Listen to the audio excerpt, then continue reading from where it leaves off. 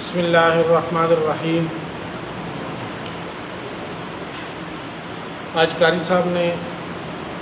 تراویح میں ایک پارہ تلاوت کی ہے۔ اس میں 11ویں سپارے کا آخری نصف اور 12ویں سپارے کا پہلا نصف پڑھا گیا ہے۔ اس میں سورہ یونس مکمل ہوئی ہے اور سورہ ہود کا اکثر حصہ تلاوت ہوا ہے۔ سورہ یونس اس کے بقیہ حصے میں شرک کی نفی، حضرت موسیٰ علیہ السلام کا واقعات، اور اس میں اللہ جل شانہ نے ایک چیلنج کا ذکر کیا ہے۔ یہ چیلنج سورہ ہود کے دوسرے رکوع میں، سورہ یونس کے آج جو پڑھا ہے اس کے پہلے رکوع یعنی نصف والے رکوع میں پڑھا گیا ہے۔ یہ چیلنج یہاں بھی موجود ہے، سورہ ہود کے دوسرے رکوع میں موجود ہے اور سورہ بقرہ کے تیسرے رکوع میں بھی موجود ہے۔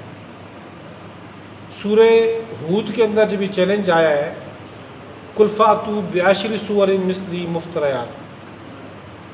کہ اگر آپ لوگ یہ سمجھتے ہو کہ قرآن پاک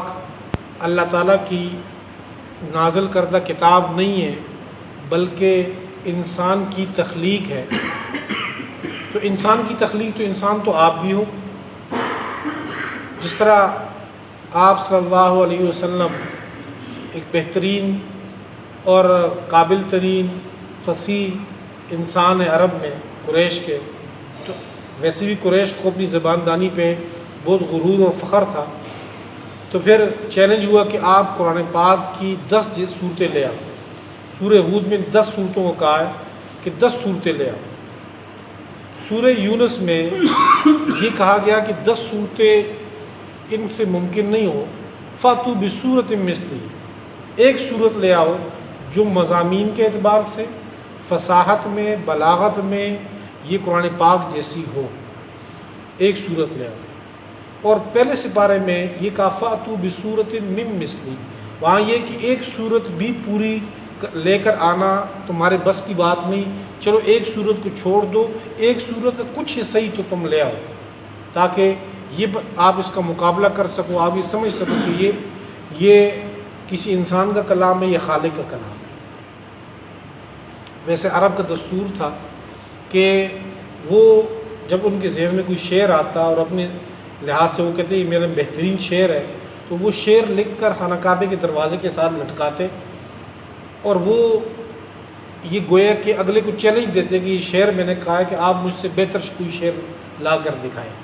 تو یہ ایک ترتیب، ایک مقابلہ چلتا آ رہا تھا۔ جس وقت اِنَّا أَعْطَيْنَاكَ الْكَوْثَرَ یہ صورت نازل ہوئی، کسی صحابی نے وہ صورت لکھ کر خانہ کعبہ کے دروازے پر لٹکا دی کہ اس کا اب مقابلہ کوئی کر کے دکھائے کہ اس جیسا کلام لائے، یہ اس سے بہتر کلام لائے۔ ایک عرصے تک وہ لٹکا رہا، کسی نے اس کے نیچے لکھ دیا کہ ما ھذا قول البشر، یہ کسی انسان کا کلام معلوم نہیں ہوتا جو فصاحت، بلاغت، روانی چیزیں اس میں پائی جاتی ہیں۔ ہم تو چونکہ اجمی ہیں، ہم عربی کے گرامر سے، عربی کی فصاحت، بلاغت سے اس طرح واقف نہیں جس طرح عرب خود واقف تھے، اور وہ یہ سمجھ گئے کہ بھی قرآن پاک سے معارضہ، اس کا مقابلہ کرنا ناممکن ہے۔ سورہ یونس علیہ السلام کا آخر میں ذکر ہے، قوم یونس کا ذکر ہے۔ حضرت یونس علیہ السلام وہ اللہ کے پیغمبر تھے کہ ان کی قوم نے ان کی بات نہیں مانی، تو اللہ تعالیٰ نے ان سے یہ کہا کہ جب یہ بات نہیں مانیں گے تو ان پر عذاب آئے گا۔ حضرت یونس علیہ السلام اس سے یہ سمجھے کہ شاید عذاب کا وقت آ چکا، لہٰذا میں اپنی قوم کو چھوڑ کے نکل جاتا ہوں۔ حضرت یونس علیہ السلام اپنی قوم کو چھوڑ کے نکل گئے۔ ادھر جب قوم نے یہ دیکھا کہ حضرت نوح علیہ السلام ان میں موجود نہیں ہے تو وہ یہ سمجھ گئے کہ یونس علیہ السلام اپنی بات میں سچے ہیں، چلے ہم توبہ استغفار کرتے ہیں، اپنے رب کو مناتے ہیں۔ انہوں نے توبہ استغفار شروع کر دی تو یونس علیہ السلام وہاں سے ہے ہی کوئی نہیں، تو اللہ تعالیٰ نے وہ عذاب جو ان کے اوپر آنا تھا وہ ٹال دیا اور ان کی توبہ قبول کر لی۔ اور یہ واحد قوم تھی، اللہ فرماتے ہیں اس کے علاوہ اور کوئی آخری وقت میں کوئی قوم بھی اگر اس نے توبہ کی تو توبہ قبول نہیں ہوئی۔ سوائے حضرت یونس علیہ السلام کی اس قوم کے کہ اللہ تعالیٰ نے ان کی توبہ قبول کی، اور اس کی وجہ یہ تھی کہ حضرت یونس علیہ السلام اپنے ذہن کے مطابق اللہ کا وہ امر اس طرح سمجھ نہیں سکے، وہ شاید سمجھے کہ اللہ کا حکم آ چکا ہے۔ باقی پھر حضرت یونس علیہ السلام کے ساتھ کیا ہوا وہ پھر اس صورت میں موجود نہیں ہے، وہ آگے جا کے 23ویں سپارے میں یا اور سپاروں میں آگے موجود ہے کہ جہاں یونس علیہ السلام یہاں سے آگے گئے، پھر مچھلی کے وہ دریا میں چلے گئے، کشتی ڈوبنے لگ گئی، لوگوں نے کہا کوئی بندہ یہاں اپنے جو ہے نا رب کا بگوڑا ہے، کوئی غلام بھاگا ہوا ہے، قرآن اندازی کی، تینوں بار جو ہے انہی کا نام نکلا، تو ان کو اٹھا کے انہوں نے دریا میں پھینک دیا، وہاں مچھلی کے پیٹ میں چلے گئے اور پھر مچھلی کے پیٹ میں 40 دن تک رہے۔ اس کے بعد پھر استغفار انہوں نے کی تو وہ استغفار کی، اللہ تعالیٰ نے پھر نکالا۔ وہ آگے سورہ صافات میں اس کا ذکر ہے۔ آگے سورہ ہود یہ وہ صورت ہے جس کے بارے میں آپ صلی اللہ علیہ وسلم فرمایا کرتے تھے کہ مجھے سورہ ہود نے بوڑھا کر دیا ہے، یعنی اس کے جو مضامین تھے اتنے سخت ہیں اس میں کہ اس میں کوئی لچک نہیں ہے۔ فاستقم کما امرت وانتاب معک ولا تطغوا، اس میں زیادہ تر آپ صلی اللہ علیہ وسلم کو آخری رکوع جو ہے آپ صلی اللہ علیہ وسلم کو مخاطب کر کے احکامات دیے گئے، تو آپ صلی اللہ علیہ وسلم فرماتے ہیں کہ اس کے مضامین ایسے ہیں کہ جنہوں نے مجھے بوڑھا کر دیا ہے اس میں، اور اس میں زیادہ تر پیغمبروں کے واقعات ہیں، سابقہ امتوں کے واقعات ہیں۔ سب سے پہلے اس میں حضرت نوح علیہ السلام کا واقعہ ہے، اور 3-4 رکوع کے اندر 3 رکوع میں بہت تفصیل سے حضرت نوح علیہ السلام کے یہ واقعہ ذکر ہے کہ نوح علیہ السلام نے اپنی قوم کو بلایا، ان کی قوم نے نہ مانا، پھر جا کر وہ قوم مطالبہ کرتا رہے کہ آپ اللہ کا عذاب لے آؤ۔ جب اللہ کا عذاب آنے شروع ہوا، نوح علیہ السلام نے وہ کشتی بنائی، کشتی دیکھ کر وہ ہنستے تھے۔ بہرحال اللہ کا عذاب جب آنا شروع ہوا تو آسمان سے بھی پانی بارش کی صورت میں، زمین بھی پانی نکلنا شروع ہوا، اس میں پانی زمین سے بھی ابلنا شروع ہوا، تو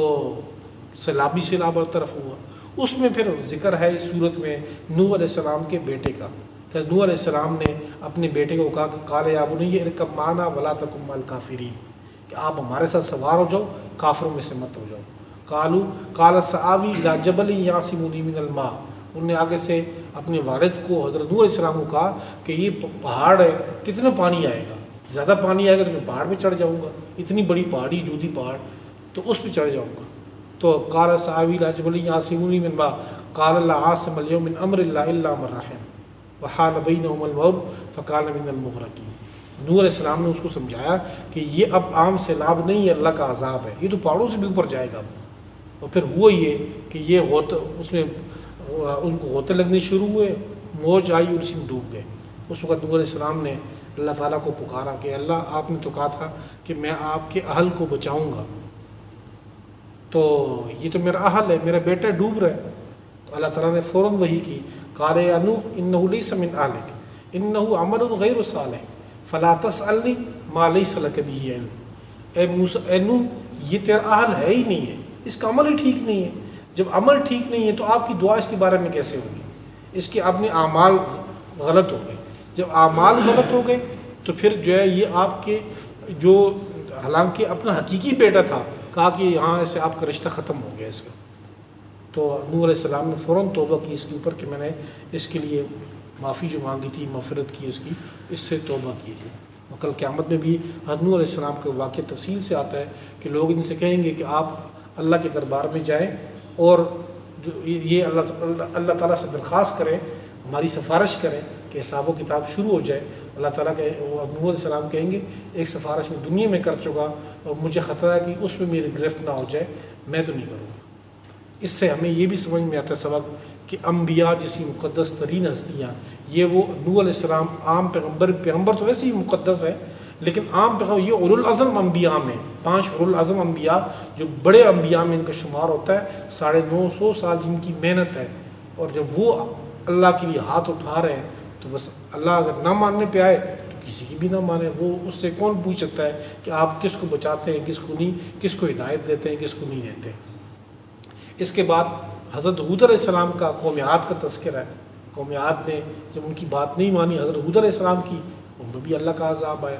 اس کے بعد قوم سمود کا ذکر ہے کہ جنہوں نے پیغمبر سے معجزہ مانگا تھا حضرت صالح علیہ السلام سے، اور پھر ان نے فعقروہا،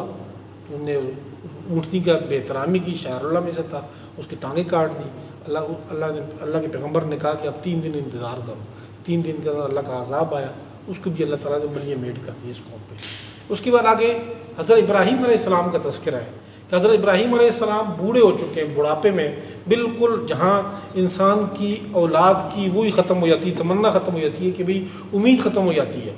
کہ اب تو سائنسی لحاظ سے یا ڈاکٹری لحاظ سے آپ کہتے ہیں کہ بھئی اب تو اس قابل ہی نہیں کہ اولاد ہو سکے, اور ساری زندگی اللہ سے اولاد مانگتے رہے. فرشتے آئے انسانی شکل میں, ابراہیم علیہ السلام نے ان کا اکرام کیا, ان نے وہ بچڑا جو ان کے لیے ذبح ہوا انہوں نے نہیں کھایا. فلما رأى أيديهم لا تصل إليهم وجس من خيفة قالوا لا تخف إنا أرسلنا إلى قوم لوط وامرأته قائمة فضحكت فبشرناها بإسحاق ومن وراء إسحاق يعقوب. انہوں نے حضرت اسحاق علیہ السلام کی بشارت دی اور یہ بھی کہا کہ بچہ پیدا ہوگا, اس کے بعد اس کی اولاد میں حضرت یعقوب کی بھی بشارت دی کہ اس کا پوتا بھی ہوگا. تو اس وقت وہ جو ان کی گھر والی تھی تو وہ ہنسنے لگی, مسکرانے لگی کہ اس عمر میں قالت یا ویلتا آج علیہ وانا عجوز وہذا بالی شیخا, میں بانجھ ہو گئی ہوں, خاون میرا بوڑھا ہے, اس عمر میں کہاں اولاد ہوگی. تو انہوں نے کہا کہ فرشتوں نے کہا کہ اللہ تعالیٰ تمہیں دے گا, اللہ کی رحمت ہے اس گھرانے پہ. بہرحال پھر اللہ تعالیٰ نے دیے وہ ان کو. اس کے بعد ابراہیم علیہ السلام نے ان فرشتوں سے پوچھا کہ اور کیا مقصد ہے آپ کا. انہوں نے کہا کہ آپ کے قریب میں حضرت لوط علیہ السلام کی بستی ہے, ہم تو آپ کے پاس بشارت دینے کے لیے آئے تھے, ان کے پاس ہم عذاب کا پیغام لے کر آئے ہیں. تو ابراہیم علیہ السلام نے ان فرشتوں کو ٹھہرایا اور اللہ تعالیٰ سے دعا مانگنے لگے, گڑ گڑانے لگے کہ اللہ ان سے اس عذاب کو ٹال دے. اور وہ اتنا بار بار اللہ تعالیٰ سے التجا کرتے تھے, جس طرح بندہ بار بار ایک چیز مانگتا ہے تو اللہ تعالیٰ فرماتے ہیں یجادلنا فی قوم لوط, گویا کہ ابراہیم علیہ السلام ہم سے جھگڑنے لگ گئے قوم لوط کے بارے میں کہ اللہ ان کو عذاب ٹالو ہی ٹالو. لیکن اللہ تعالیٰ نے کہا نہیں, اب عذاب ان سے ختم نہیں ہو سکتا جو فیصلہ ہو چکا ہے ان کا. اور قوم لوط وہ قوم تھی جو غیر اخلاقی اور برائیوں میں مبتلا تھی کہ وہ عورتوں کو چھوڑ کے بچوں کے پیچھے لگ گئے تھے. بالکل ایسی حضرت لوط علیہ السلام کو منع کر کر کے تھک گئے لیکن باز آنے والے نہیں. اور فرشتے بھی خوبصورت بچوں کی شکل میں چلے گئے جا کر کے لوط علیہ السلام کے گھر میں. تو جب ان کی قوم کو پتہ چلا وہ دوڑتی ہوئی آ کر دروازہ توڑنے لگ گئے اور کہا کہ نکالو ان بچوں کو, آپ کے گھر میں بچے آئے ہوئے, ہمیں کہتے ہو کہ جناب آپ بچوں کے ساتھ معاملہ کرتے ہیں, آپ خود اپنے گھر میں بچے رکھے ہوئے ہیں,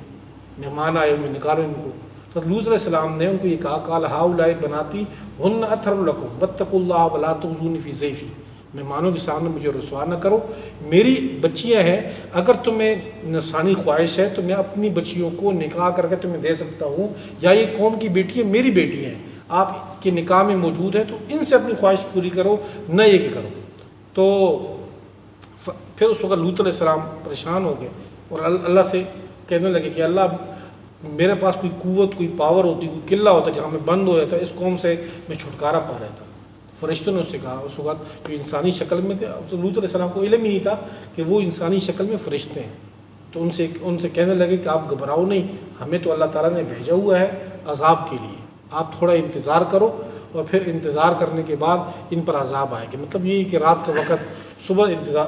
صبح ہونے دو ان کو, اور پھر صبح کا وقت کا وعدہ ہوا تہجد کا. تو یہ ایک ایسی قوم تھی اللہ کا عذاب ان کے اوپر اتنا سخت آیا کہ باقی قوموں پہ ایک ایک دو عذاب آئے, ایک کسی پہ زلزلہ آیا, کسی پہ چیخ آئی, کسی پہ ایک عذاب آیا, پتھر برسے, اس پہ تینوں قسم کے عذاب آئے. اللہ تعالیٰ نے فرشتوں کو کہا فلما جعلنا علیہا سافلها وامطرنا علیہا حجارۃ من سجیل منضود مسومۃ عند ربک وما ہی من الظالمین ببعید. اور لوط علیہ السلام کو یہ کہا گیا کہ آپ یہاں سے نکلو بستی کو صبح کے وقت, اور پیچھے مڑ کر نہیں دیکھنا کہ ان کے ساتھ کیا ہوتا ہے. اسی طرح وہ قوم کو لے کر نکلے. لوط علیہ السلام کی بیوی بھی قوم کے ساتھ ملوث تھی, اس میں شریک تھی. لوط علیہ السلام پر ان کا ایمان نہیں تھا تو وہ بھی پیچھے ہو گئی اور ان پہ بھی عذاب آیا. اور فرشتوں نے وہ زمین کا وہ ٹکڑا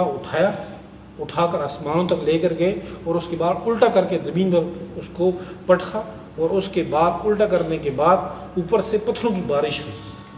تو یہ اللہ کا عذاب جو بحیرہ مردار ہے, جس جگہ پہ آج کل اردن کے قریب یہ قوم لوط کی وہ جگہ ہے جہاں یہ آباد تھی. آج بھی اس کو بحیرہ مردار کہتے ہیں کہ سائنسدان حیران ہے کہ اس جگہ پہ عام طور پہ پانی یعنی کہ سمندر کا کوئی تک نہیں بنتی, لیکن یہاں پہ سمندر ہے, پانی موجود ہے اس جگہ پہ, اور پانی بھی ایسا کہ اس میں اگر کوئی چیز کوئی زندہ جو پانی کی جو مخلوق ہے وہ یہاں پہ زندہ نہیں رہ سکتی، مچھلی وغیرہ، اس کو بحیرہ مردار کہتے ہیں۔ عام ان کی سائنس تو یہ کہتی ہے کہ اس میں نمکیات کی زیادتی ہے، لیکن ہم یہ کہتے ہیں کہ اس میں آج بھی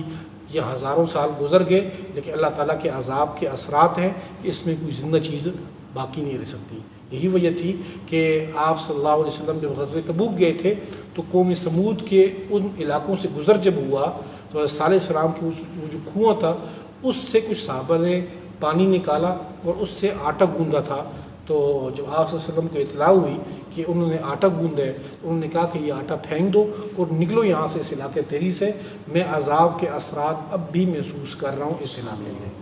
تو یہ میرے اور آپ کے لیے کہ اللہ تعالیٰ جب کسی قوم سے ناراض ہو جائے تو پھر وہ صدیاں گزر جاتی ہیں اس علاقے پہ، اللہ تعالیٰ اسی نحوست ڈال دیتے ہیں، وہ جس سے پھر راضی ہو جائے، پھر نسلوں سے اللہ تعالیٰ کی رضا اس میں چلتی ہے۔ اللہ سے دعا ہے کہ اس پر عمل کرنے کی توفیق